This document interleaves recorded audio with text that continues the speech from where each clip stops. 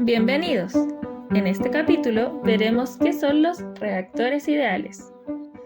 ¿Qué es un reactor? Un reactor se puede definir básicamente como un recipiente en donde el ingeniero, de forma consciente, diseña y condiciona para que ocurra una reacción. ¿Por qué son tan importantes los reactores químicos? Los reactores químicos son esenciales para optimizar el diseño y controlar los procesos químicos. Son como el corazón de una planta química, donde las reacciones químicas se llevan a cabo de manera controlada. Al entender cómo interpretar el balance de masa en función del mecanismo de operación de un reactor, podemos asegurarnos de que las reacciones químicas ocurren de manera eficiente y segura. Pero la importancia va más allá del laboratorio.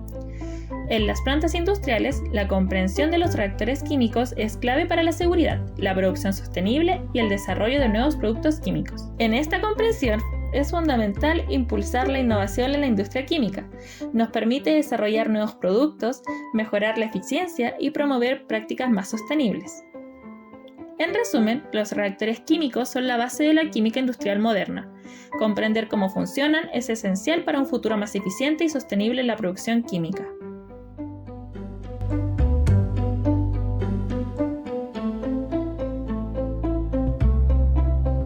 Dentro del mundo de los reactores encontramos gran variedad, pero los podemos clasificar en dos grandes grupos, los reactores continuos y discontinuos. Para efecto de este curso revisaremos un reactor discontinuo, o sea el reactor batch, y continuos, como lo son CCTR y PFR. Reactor batch. Un reactor batch o reactor por lotes es un tipo de reactor químico en el cual los reactivos se cargan en el reactor. Se permite que ocurra la reacción y luego se descargan los productos finales. Para poder obtener la reacción deseada se necesita de condiciones óptimas, por lo que generalmente se va controlando temperatura y por medio del análisis el seguimiento de la reacción.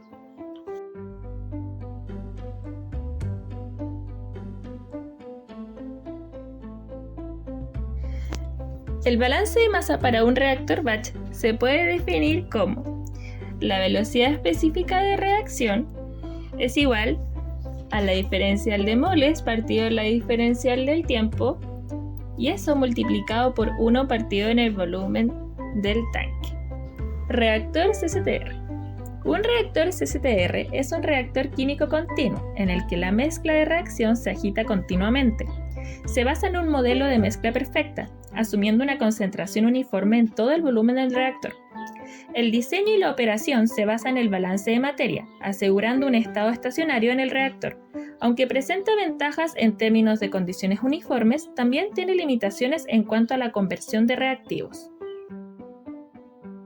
El balance de masa para este tipo de reactor es igual al flujo inicial, en este caso de A, menos el flujo total de A, más lo que se produce, que sería la velocidad de reacción específica por el volumen.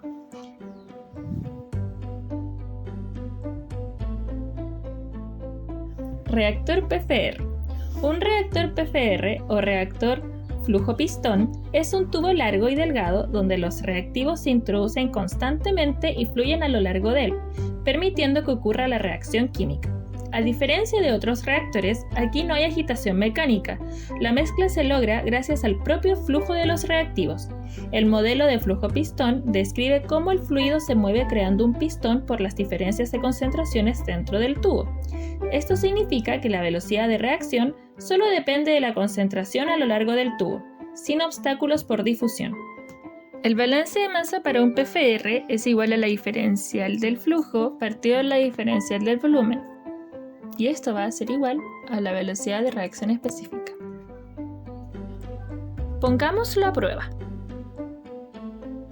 Se desea llevar a cabo la siguiente reacción elemental en fase líquida, 2A dando B, con una constante de equilibrio igual a 0,003 litro mol minuto. Si a la entrada ingresa un caudal de 2,5 litros minutos y una concentración de A de 0,5 mol litros, determina el volumen necesario para poder tener una conversión del 80% si el reactor a utilizar corresponde a un reactor CCTR. Considerando el mismo flujo de entrada y el mismo volumen de reactor, determina la conversión si en este caso se utiliza un reactor PFR. Para el último caso, suponiendo la utilización de un reactor batch, la conversión entregada en el caso PFR y la misma concentración, ¿cuánto tiempo requerirá el proceso? Como el flujo inicial se define como caudal por concentración inicial, entonces podemos obtener con los datos obtenidos el flujo. Luego podemos escribir el balance estequiométrico, ya sea como concentración o como flujo, para así poder ver la expresión de velocidad. Utilizando el balance de masa, podemos encontrar una expresión para el volumen. Por lo tanto, si uno reemplaza el balance estequiométrico en el balance de masa, podemos llegar a una expresión del volumen igual a flujo inicial de A por la conversión dividido en 2 por K por la concentración inicial de A elevado a 2 por 1 menos XA elevado a 2. Esto nos daría un volumen igual a 16.666. En el caso de un PFR, podemos utilizar la derivada de FA dividido en la derivada del volumen igual a la velocidad específica de A. Por lo tanto, trabajando toda esa expresión, nos quedaría una expresión igualada a la derivada del volumen.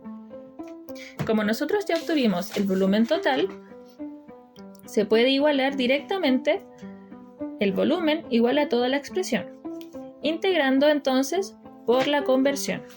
Esto nos daría una conversión de 0,95 o 95%.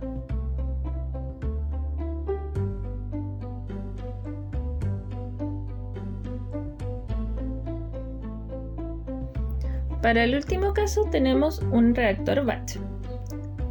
En este caso tenemos que ver cuánto tiempo requerirá el proceso.